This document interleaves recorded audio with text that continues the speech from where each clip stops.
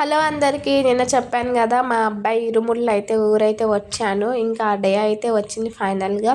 ఇంకా పొద్దున్న అయితే లెగిసి తలస్నానం అయితే చేసి ఇంకా పడి భజనకి కావాల్సినవి అయితే చేసుకుంటున్నాము. ఇంకా అలానే డెకరేషన్ అయితే అలా చేసుకున్నాము సింపుల్గా. ఇంక ఇక్కడైతే మా అత్త అయితే ఇడ్లీ అయితే వేస్తుంది బయట వాళ్ళు టిఫిన్కి వస్తానని. ఇంకా మా అబ్బాయి అయితే ఇంకా హారతి కర్పూరం పెట్టుకోవటానికైతే దానికైతే అరటి పండ్లు అలానే తమలపాకులు అలానే విభూది కొబ్బరి ముక్కలు ఇవన్నీ అయితే సిద్ధం చేసుకుంటున్నారు ప్లేట్లో.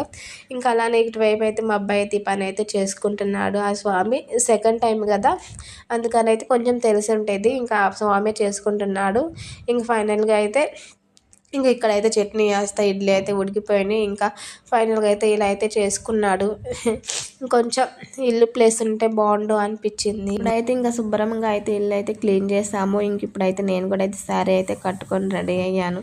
మా పిల్లలు ఎక్కడా కనిపించలేదు, ఆడుకుంటానే ఉన్నారు. ఇంకా ఫైనల్గా అయితే గురుస్వాములు అయితే వచ్చేసారు. ఏదైనా చిన్న చిన్న తప్పులు చేశారేమో అని అయితే సరి చేస్తున్నారు. ఇంక చూసంగాలని ఇంకా అందరు వచ్చేసి కొబ్బరికాయలు అయితే కొడుతున్నారు. ఫస్ట్ అమ్మ నాన్న, తర్వాత స్వామి, తర్వాత ఆడపిల్ల, ఇంకా తర్వాత మన ఫ్రెండ్స్, మన చుట్టాలు, ఇంక ఎవరైనా కొట్టాలనుకున్న వాళ్ళు వచ్చి అయితే కొడతారు. ఇంకా అలా కొబ్బరికాయలు అయితే కొట్టిన తర్వాత ఇంకా పడి అయితే వెలిగిస్తారు. ఒక్కొక్కళ్ళు ఒక్కొక్క కర్పూరం అయితే వెలిగిస్తారు. అంటే ఒక్కొక్కరు ఒక్కొక్క సాంప్రదాయంగా ఉంటుంది కదా. ఇంకా మాకైతే స్వామి అయితే ఇరుముళ్ళప్పుడు ఇంక ఇంట్లోనే పడి అయితే వెలిగించి అయితే స్టార్ట్ చేస్తారు. స్వామియే శరణమయ్యప్ప అని అయితే. ఇంకా అలా అందరు కొట్టి అయితే ఇంకా వెళ్తూ ఉన్నారు. ఇంకా జనాలు అయితే చాలామంది బయటే ఉన్నారు ఫ్రెండ్స్. ఎందుకంటే చాలా చిన్న ఇల్లు మాది.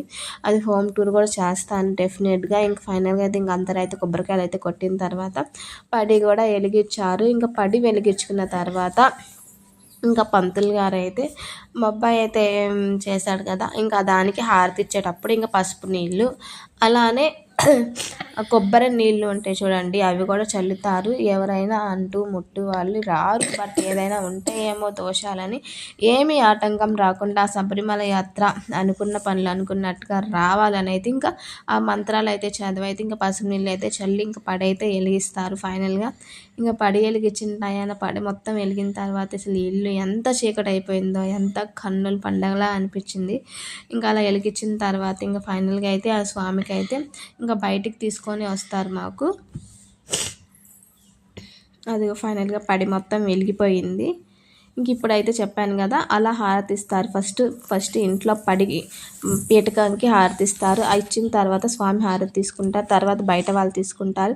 ఇంకా స్వామిని వెనక్కి తెచ్చి పంతులు గారే ఫస్ట్ కొబ్బరికాయతో అలానే గుమ్మడికాయతో దిష్టి తీస్తారు. దిష్టి తీసిన తర్వాత అమ్మ నాన్నకి కాళ్ళు కడుగుతారు. కాళ్ళు కడిగిన తర్వాత మాల వేసి భిక్షాం దేహం అని అయితే ఆ భిక్ష వేయించుకుంటాడు. ఇంకా భిక్ష వేయించుకున్న తర్వాత ఇంకా గల్లీలో ఉన్న వాళ్ళు ఇంకొకళ్ళు వచ్చేసి కాళ్ళు కడిగి ఇంకా భిక్ష వేసుకుంటూ పోతారు. ఇంకా ఒక్కొక్కరు దండ వేసి వాళ్ళు వేస్తారు, లేకపోతే భిక్ష అయితే వేస్తారు. ఇంకా భిక్ష వేసి అయితే ఇంకా వెళ్తారు. ఫ్రెండ్స్ చాలా సింపుల్గా చేసుకున్నాము. ఇంక ఇదైతే పిల్లల్ని పండేస్తారు, ఎందుకంటే ఏదైనా దోషాలు ఉంటే పోతాయని ఇంక ఇలా దాటించుకుంటారు. వాళ్ళు 40 రోజులు దీక్షలో ఉంటారని.